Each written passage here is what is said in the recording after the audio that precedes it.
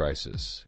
It's a worldwide financial fiasco involving terms you've probably heard like subprime mortgages, collateralized debt obligations, frozen credit markets, and credit default swaps. Who's affected?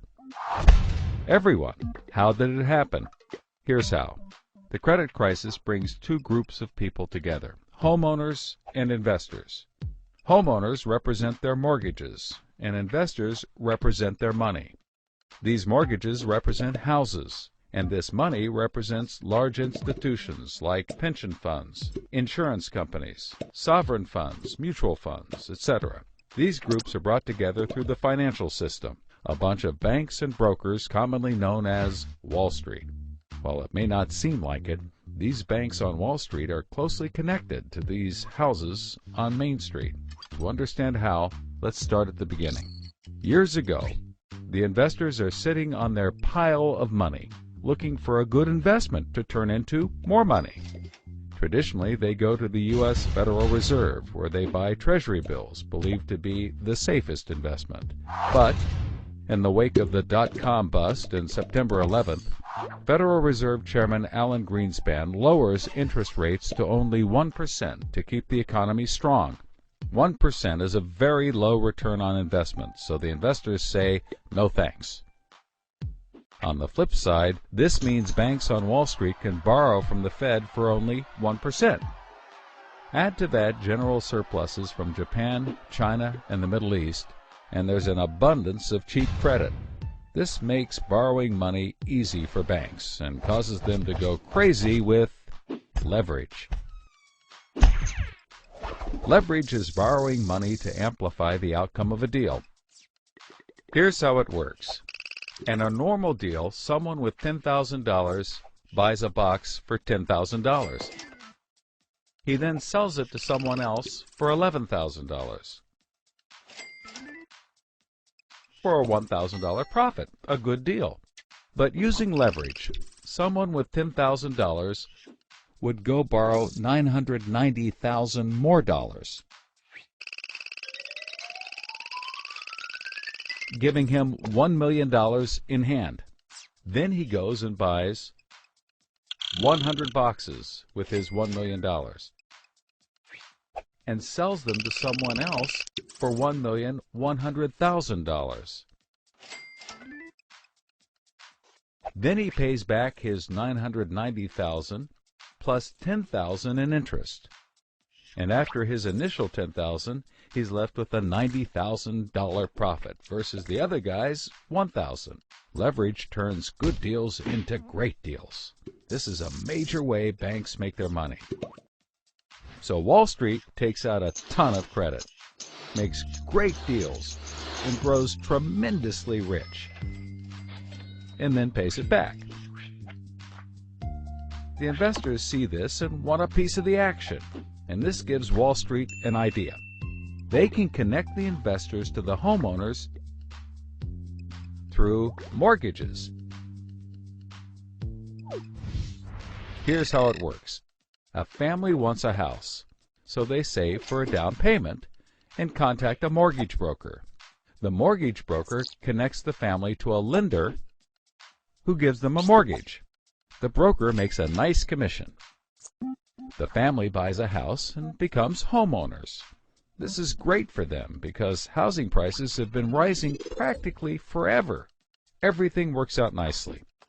One day, the lender gets a call from an investment banker who wants to buy the mortgage. The lender sells it to him for a very nice fee. The investment banker then borrows millions of dollars and buys thousands more mortgages and puts them into a nice little box. This means that every month he gets the payments from the homeowners of all the mortgages in the box. Then he sicks his banker wizards on it to work their financial magic, which is basically cutting it into 3 slices: safe, okay, and risky. They pack the slices back up in the box and call it a collateralized debt obligation, or CDO. A CDO works like 3 cascading trays. As money comes in, the top tray fills first, then spills over into the middle, and whatever is left into the bottom. The money comes from homeowners paying off their mortgages. If some owners don't pay and default on their mortgage, less money comes in and the bottom tray may not get filled. This makes the bottom tray riskier and the top tray safer. To compensate for the higher risk, the bottom tray receives a higher rate of return, while the top receives a lower, but still nice return. To make the top even safer, banks will insure it for a small fee, called a credit default swap. The banks do all of this work so that credit rating agencies will stamp the top slice as a safe, AAA rated investment, the highest, safest rating there is. The OK slice is BBB, still pretty good, and they don't bother to rate the risky slice. Because of the AAA rating, the investment banker can sell the safe slice to the investors who only want safe investments. He sells the OK slice to other bankers, and the risky slices to hedge funds and other risk takers. The investment banker makes millions. He then repays his loans. Finally, the investors have found a good investment for their money, much better than the 1% Treasury bills. They're so pleased they want more CDO slices. So the investment banker calls up the lender, wanting more mortgages. The lender calls up the broker for more homeowners, but the broker can't find anyone. Everyone that qualifies for a mortgage already has one, but they have an idea.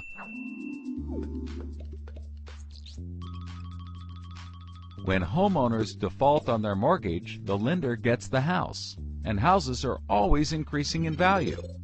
Since they're covered if the homeowners default, lenders can start adding risk to new mortgages, not requiring down payments, no proof of income, no documents at all.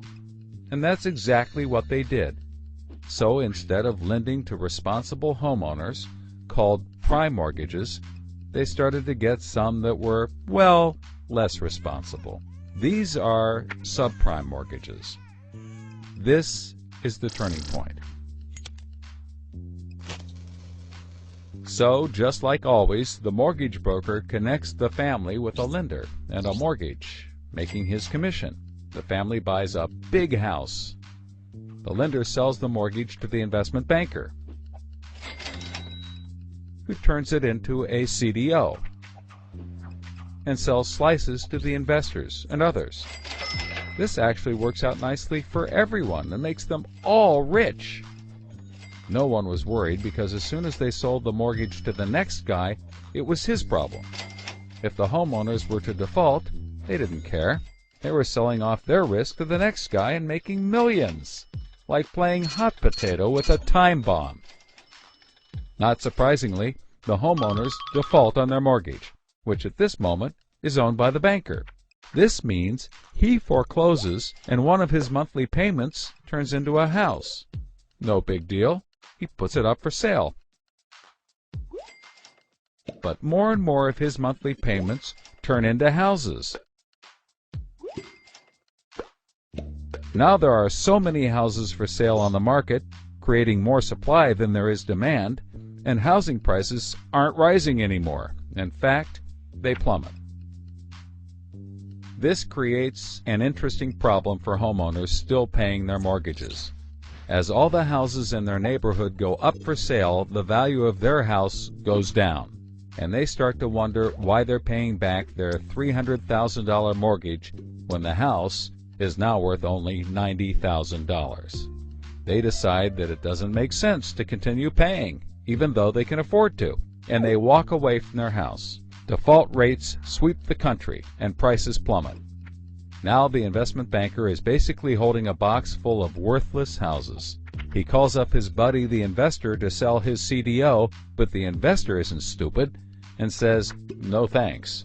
He knows that the stream of money isn't even a dribble anymore.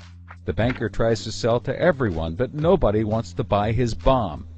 He's freaking out because he borrowed millions, sometimes billions of dollars to buy this bomb, and he can't pay it back. Whatever he tries, he can't get rid of it. But he's not the only one. The investors have already bought thousands of these bombs.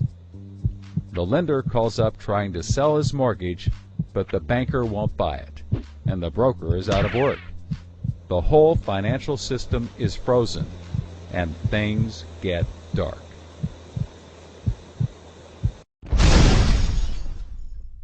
Everybody starts going bankrupt. But that's not all. The investor calls up the homeowner and tells him that his investments are worthless. And you can begin to see how the crisis flows in a cycle. Welcome to the crisis of credit.